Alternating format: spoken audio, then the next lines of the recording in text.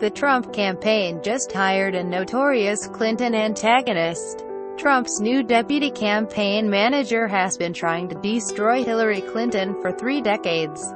David Bossie has devoted his career to bringing down the Clintons, and Donald Trump just hired him to help run his campaign. There's no one in Washington, and perhaps the world, with a more encyclopedic knowledge of every Clinton scandal and conspiracy theory. Bossie, who will serve as Trump's deputy campaign manager, first made a name for himself during Bill Clinton's presidency, when he served as the chief investigator for the House committee that probed the Whitewater scandal and numerous other alleged Clinton misdeeds.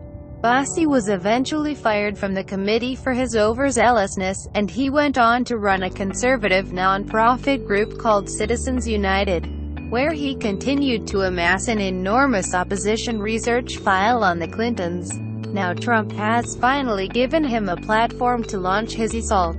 Bossie got his start working for the master of political dark arts, Floyd Brown, a political operative famous for creating the racially charged Willie Horton ad that helped obliterate the presidential hopes of Michael Dukakis in 1988, according to CBS.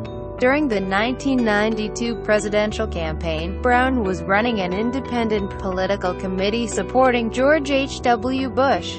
That year, he sent the young Bossie to investigate rumors about one of Bill Clinton's alleged mistresses, who supposedly committed suicide in the 1970s after an affair with Clinton left her pregnant. Bossie allegedly tailed the woman's mother and followed her to an army hospital where her husband was recovering from a stroke. CBS reported that Bossie burst into the sick man's room and began questioning the shaken mother about her daughter's suicide. Such tactics didn't earn Bossie any fans in the Bush campaign, which filed a complaint against Brown's operation with the Federal Elections Commission. But Bossie's no-holds-barred methods were embraced by the Republican members of the Newt Gingrich-era House of Representatives, who were gung-ho to investigate the Clintons. Bossie was hired as an investigator by Rep. Dan Burton, RIND, the chairman of the House Government Oversight and Reform Committee.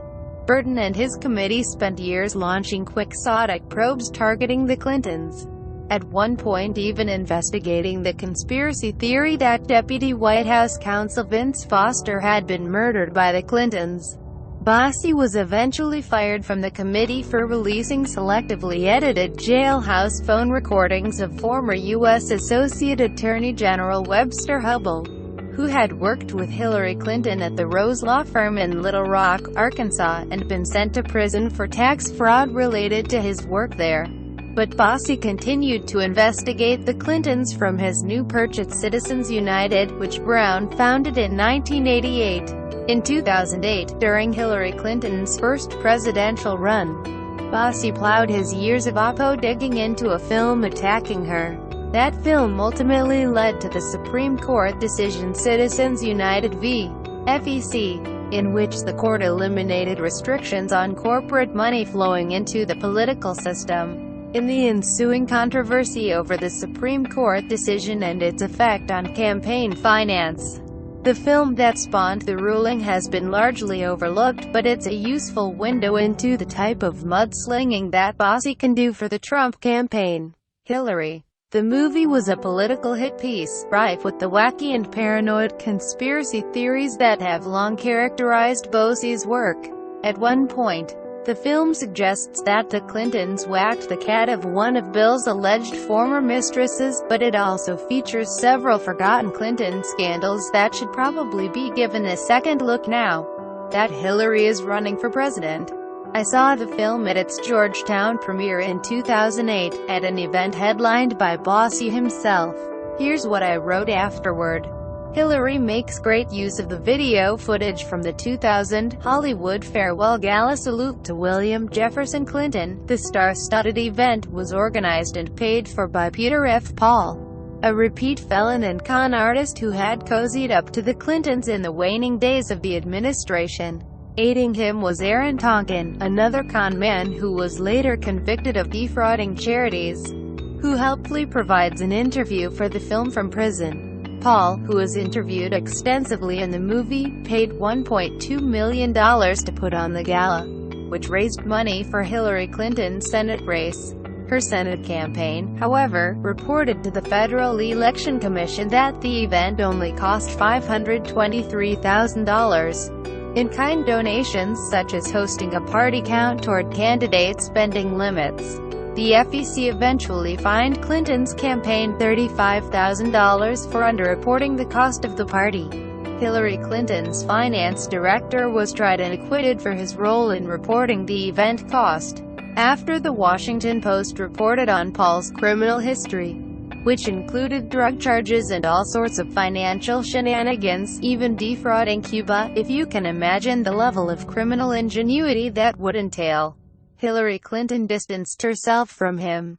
But Hillary showcases lots of footage and chummy photos of the former First Lady with Paul, even a video of a conference call she made to him.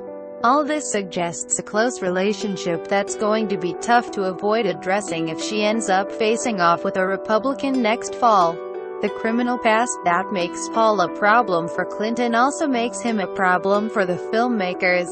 To address this issue, Citizens United hired a professional polygrapher to administer a lie detector test to Paul on film, which of course he passes. It's a laughable scene, and it's tempting to dismiss the guy's story. Except that a lot of it is true. The Clintons have still never explained how they hooked up with Paul. As Paul points out in the film, his house was prepared for presidential visits.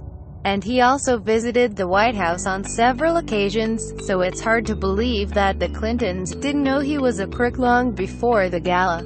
You don't need to be James Carville to see how the episode may play out in campaign ads next summer. Those ads never got made because Hillary Clinton lost the Democratic primary to Barack Obama. This cycle, Bossie has been running the Defeat Crooked Hillary Super PAC, where he has attacked Clinton from the sidelines. But with his elevation to the Trump campaign, he can deploy his treasure trove of Clinton dirt directly. Whether Bossie can behave himself and avoid becoming part of the story remains to be seen.